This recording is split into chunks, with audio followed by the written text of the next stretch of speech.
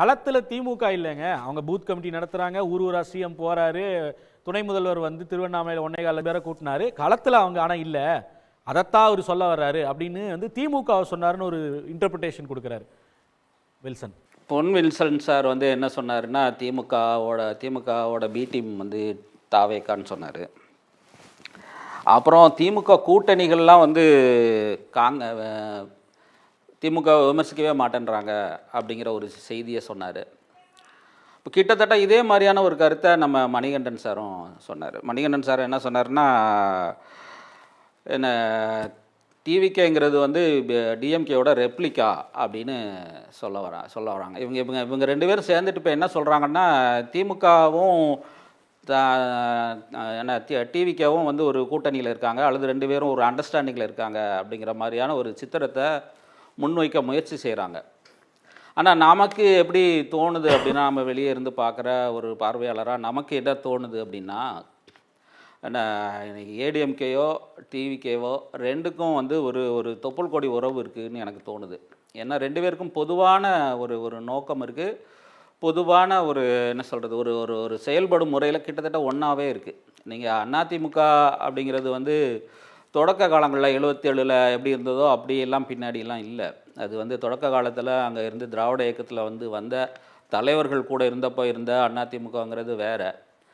அப்புறம் வர வர வந்து அது எப்படி ஆச்சுதுன்னா, ஏன்னா ஒரு அடிப்படையில் எடுத்துக்கிட்டோம்னா திமுக வந்து இங்கே மக்கள் மத்தியில் ஒரு விழிப்புணர்வை ஊட்டி சமுதாயத்தில் ஒரு சீர்திருத்தம் உண்டாகணும் அப்படிங்கிற ஒரு கொள்கையை கொண்ட திகாலேருந்து வந்த ஒரு பிரிவு, அது அரசியல் பிரிவு. இப்போ அதனால் வந்து ஒரு சீர்திருத்தத்தை நோக்கிய அப்படி தான் அதனுடைய செயல்பாடு வந்து எப்போவுமே இருக்கும்.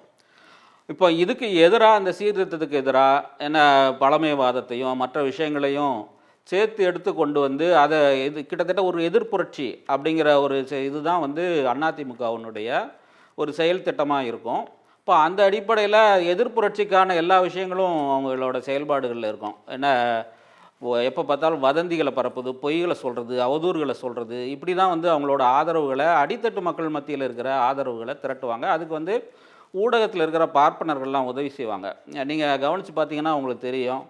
ஏன்னா 91 நடந்த அந்த தேர்தல் இருக்கு இல்லையா, அந்த தேர்தலில் வந்து ராஜீவ்காந்தி இறந்துருந்தார். அப்போ அந்த ராஜீவ்காந்தியோட இறப்பில், ராஜீவ்காந்தியோட கொலையில் திமுகவுக்கு எந்த பங்கும் கிடையாதுன்னு எல்லாருக்குமே தெரியும். ஆனால் அதிமுககாரங்க வந்து என்ன பண்ணாங்கன்னா, அதுக்கு திமுக தான் காரணம்னு சொல்லிட்டு திமுகவுடைய 91 ரொம்ப நம்ம பின்னோக்கி போகிறோம். நம்ம இன்றைய 26 தேர்தலுக்கு வருவோம். இன்றைய களத்துல வந்து இப்ப நான் அவர்கள் இல்ல நான் ஒரு பேட்டர்ன் இருக்குதுங்க. புரியுது. இல்ல ஒரு பேட்டர்ன்றது ஒரு அதுதான் அதிமுக டு டிஎம்கே ஐடியாலஜின்னு தான் நீங்க சொல்றீங்க, அது நம்ம புரிஞ்சுக்கிறேன். ஆனா நான் கேட்பது இன்னைக்கு வந்து அதிமுக பாஜக இன்னைக்கு அவர்கள் விஜயை எதிர்கொள்ளும் தொடங்கி இருக்கக்கூடிய விதம் இது சஸ்டெயின் ஆகுதா என்பது ஒரு பெரிய கேள்வி. ஆனால் ஒரு பாயிண்ட் ஆஃப் நோ ரிட்டர்னுக்கு போயிட்டாங்களா? இனி தொடர்ந்து விமர்சனம் வருமா? இல்லை வந்து இந்த குறைவுத்து மதிப்பிடுவதற்கான காரணம் வந்து அதிமுக உருவாக்கியது தான், அவர்கள் வந்து ஓவர் எஸ்டிமேட் பண்ணிட்டாங்க விஜய்னு சொல்லி ஜீவசகாப்தன் சொன்னார். அதோட கண்கரே ஆனார் மணிகண்டன் கூட. அவரும் வந்து சொன்னார், ஆரம்பத்தில் கரூர் விஷயத்துலையும் சரி அவரை வந்து அந்த அளவிற்கு அவருக்கான அக்னாலஜ்மெண்ட் கொடுத்துருக்க வேண்டாம்னு சொல்லி சொன்னார். இதை அந்த ரியலைசேஷனுக்கு வந்துட்டாங்களா? இனி இதுக்கப்புறம் மாறுவதற்கான வாய்ப்புகள் இருக்கா? இந்த யாரை பலவீனமாக்கி இருக்கு இன்றைய சூழல்? விஜயினுடைய இந்த அவர் முன்னெடுக்கக்கூடிய அந்த ரெட்ரிக்ன்றது யாரை பலவீனப்படுத்துது, யார் பலப்படுத்துது? இல்லை, இன்றைக்கு உள்ள சூழலில் இது திமுகவை தான் பலப்படுத்தும். ஏன்னா அதுக்காகத்தான் வந்து அவர் வந்து எடப்பாடி வந்து பார்த்துக்கிட்டே இருந்தார். ஏதோ ஒரு வழியில் அவங்க உள்ளே வந்துட்டாங்கன்னா எதிர்ப்பு ஓட்டுகள் பிரியாது அப்படிங்கிறது தான் பார்த்துட்டு இருந்தார்.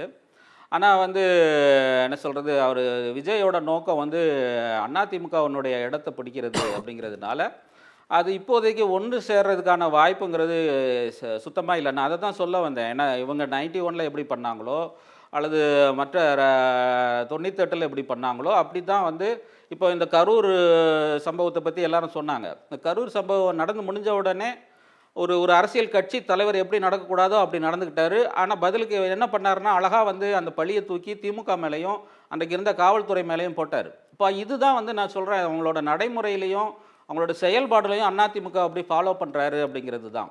இப்போ இது வந்து ஒரு உங்களுக்கு இடையில இருக்கிறது பங்காளி சண்டை மாதிரி. நீ வந்து வழக்கமாக என்ன சொல்லுவோம், திமுகவும் அண்ணா திமுகவும் பங்காளி அப்படின்னு சொல்லுவோம்.